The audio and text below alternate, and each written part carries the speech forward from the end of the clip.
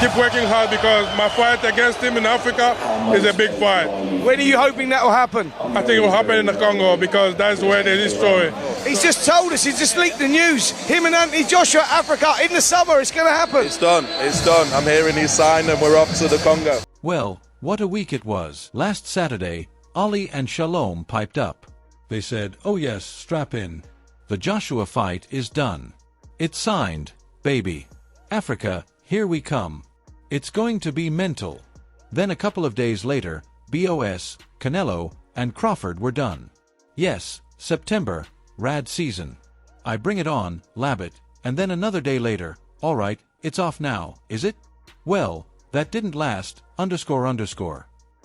Long did it, and yes, all of a sudden it's Canelo versus Jake Paul. I mean, where'd that come from?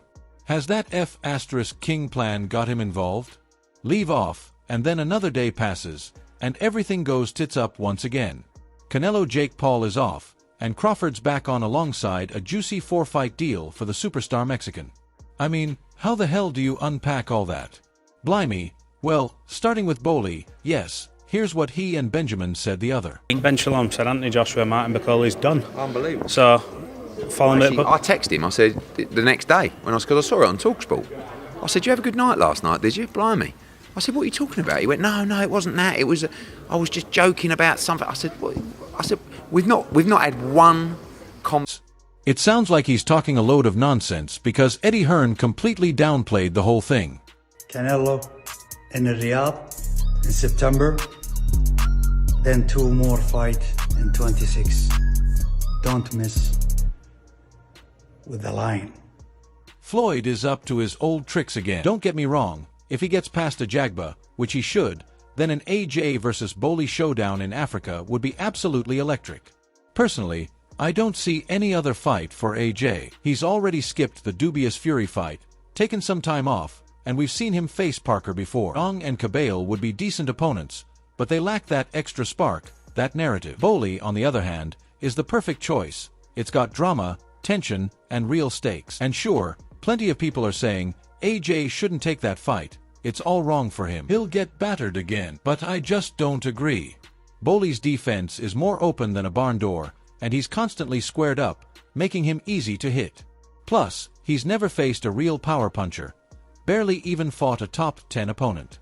I'm not saying AJ is guaranteed to win, because it's a tough fight, and he looked awful last time out. But if he lands a clean shot like the one he put on Ganu or Helenius, there's no way Bowley's standing up to that. And let's be honest, fans aren't going to tolerate another drawn-out rebuilding phase. The era of AJ ruling the division is over, so he might as well take on big, exciting fights that fans actually want to see. Fights like Bowley. That said, Bowley has to get through a Jagba first, and then we'll see what happens. Because, as the kids say, I'm sure the terrific Turk is more than happy to make that fight.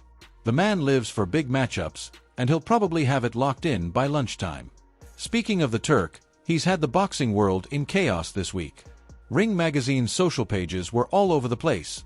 One minute it was on, the next it was off. Jake Paul was in, then he was out. But now, thankfully, common sense has prevailed, and we've got a proper Canelo fight lineup for 2025 and 2026. But what actually happened? Because, believe it or not, Canelo versus Jake Paul wasn't just a rumor.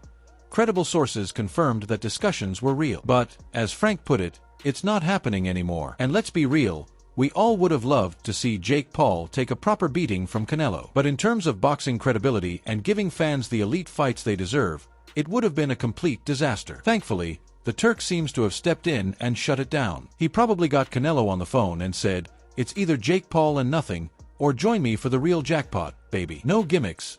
I deal in big-time boxing. And Canelo must have replied, alright, let's do it. I bet Jake Paul was fuming. Probably turned to his brother like, good news, bro. Got the Canelo fight. Oh yeah. When's that? Sometime in May, I think. Phone rings. Oh, hold on. Hello? What? It's off. Now, Canelo's lined up for a massive 3-fight deal, kicking off in Riyadh this September and continuing into 2026. Big things ahead. Let's see how it all unfolds. Good work. Yeah, he felt that. Yep, this might be the moment for Dillian White. He's rocking and rolling round the ring now. 50 seconds left.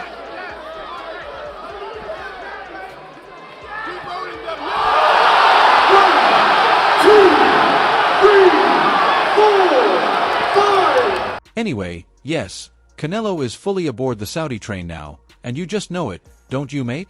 If he beats Crawford in September, which is far from a foregone conclusion, but, let's be honest, he should, you can bet your bottom dollar that David Benavidez will be lined up for fight number 3 or 4, or maybe even both. You just know that Canelo wants to deliver a fight that would have been impossible to make without him in the picture. First, though, fight number 1 of his 4-fight contract. Okay, not the most thrilling matchup, to be honest, but we can let that slide this time because we know the future of Canelo's career is looking incredibly bright. After a few years of relatively uninspiring fights, it's great to know we're finally getting some truly historic matchups. And after that, Canelo, do whatever you like, mate. Fight Jake Paul, fight Paul McCartney, we couldn't care less. As long as a couple of these last 4 fights are absolute blockbusters, there's nothing more we could ask for. Terrific stuff. And finally, let me fill you in on some potential fights that aren't quite official yet but are heavily rumored. If you haven't heard already, reports suggest that Ben Whittaker will finally get his rematch against his longtime rival Liam Cameron, and Joseph Joyce is set to take on the Body Snatcher in a career-defining showdown.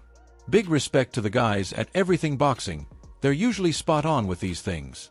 The Whittaker vs. Cameron rematch is reportedly set for April 19th at Resorts World, and let's be real, there was nowhere else for Benjamin to go. The silence around it was starting to get a bit concerning, not from Liam though. He's been shouting from the rooftops for this fight, absolutely desperate to run it back ever since he went flying over the ropes. So now, we finally get to find out, was it just a bad performance from Whittaker? Is he overhyped? Or is Liam Cameron simply better than we all thought? Or maybe it's me, because, honestly, every time I interview someone, they end up having a shocker. Might be a bloody jinx. And then we've got Joe Joyce versus Dillian Whyte. I don't care. I absolutely love it. Neither of them is what they once were, but who cares? This fight is what it is. One thing's for sure, there's going to be absolute carnage. Either someone's going to collapse from sheer exhaustion, or someone's getting sparked out.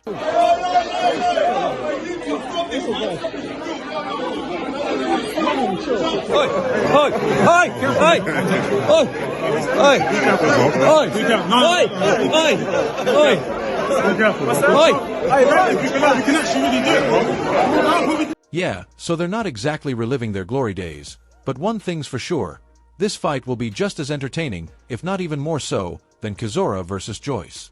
And personally, I am absolutely here for it. And you know what? With Ryakpour and Opataya apparently on the same card, that just makes it twice as exciting. There were talks of Ryakpour fighting Ortiz, but that may have fallen through, so it looks like he's taking the plunge up to heavyweight to mix it up with the big boys. And yes, he and Opataya absolutely can't stand each other, so expect plenty of bad blood leading up to that one.